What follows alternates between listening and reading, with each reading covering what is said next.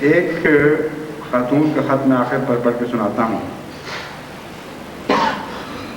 جن سے خدا تعالیٰ نے 74 میں بھی قربانی لی تھی، لیکن اس قربانی کا اور مزہ تھا، اب اس قربانی کا اور مزہ ہے، اور یہ خوش قسمت بہن دونوں مزے لوٹ گئی ہیں۔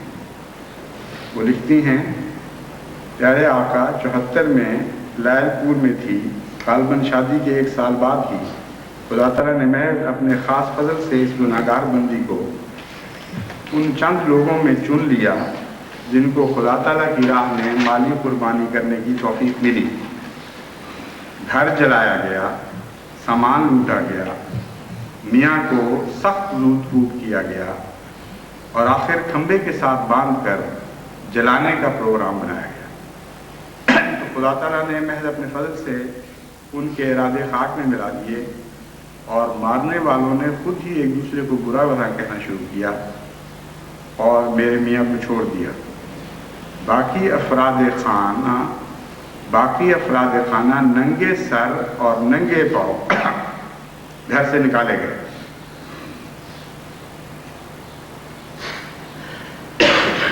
دوسرے دن جب میرے میاں وہ جلا ہوا گھر دیکھنے گئے تو یہ دیکھ کر بڑی حیرت ہوئی کہ باقی تو تمام چیزیں لوٹ لی یا جلائی گئیں، لیکن زیور جو ایک معمولی سے لکڑی کے ڈبے میں رکھا ہوا تھا، اس کو بیکار چیز سمجھ کر باہر صحن میں پھینک گئے۔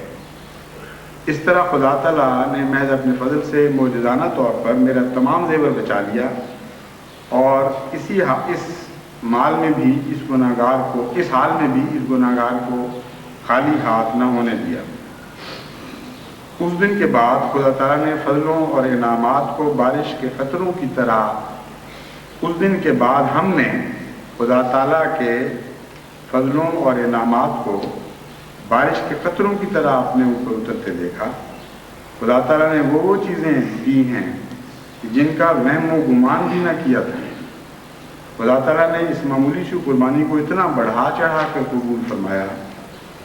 اس وقت سے اس گناہگار کے دل میں بڑی شدت سے یہ خواہش پیدا ہوئی کہ یہ زیور جو جاتے جاتے رہ گیا تھا، اس کو اپنے ہاتھ سے خدا تعالیٰ کے حضور پیش کروں۔ احتیاط طعن و کرہن کی ایک یہ بھی تفسیر ہے کہ جب خدا کہتا ہے کہ کرہن بھی آؤ میرے پاس اور طعن بھی آؤ، تو جب مومنوں پر اس آیت کا اطلاق ہوتا ہے تو مراد یہ ہے کہ خدا کی راہ میں تکلیف اٹھاتے ہوئے، میری راہ میں تکلیف اٹھاتے ہوئے آؤ، ایسی قربانیاں بھی پیش کرو جو زبردستی تم سے لی جائیں، اور طعن بھی آؤ، یعنی توئی قربانیاں پیش کرتے ہوئے میری راہ میں آؤ۔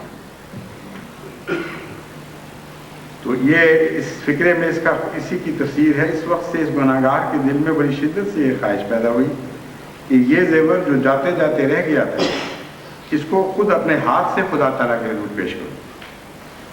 نومبر 83 میں آپ کی تحریک بیوت الحمد میں اساتذہ نے 4 چوڑیاں پیش کر دی تھی۔ باقی زیور خدا تعالیٰ کی رضا کی خاطر آپ کی خدمت میں پیش کرتی ہوں، آپ اس کو کسی فنڈ میں استعمال کر لیں، یہ اس خادمہ پر بڑا احسان ہوگا، خدا تعالیٰ کی رضا چاہتی ہوں، خدا تعالیٰ اس حقیر قربانی کو قبول فرمائے، اور آمین۔ زیور کہاں بھجوایا جائے، حکم کی منتظر ہوں۔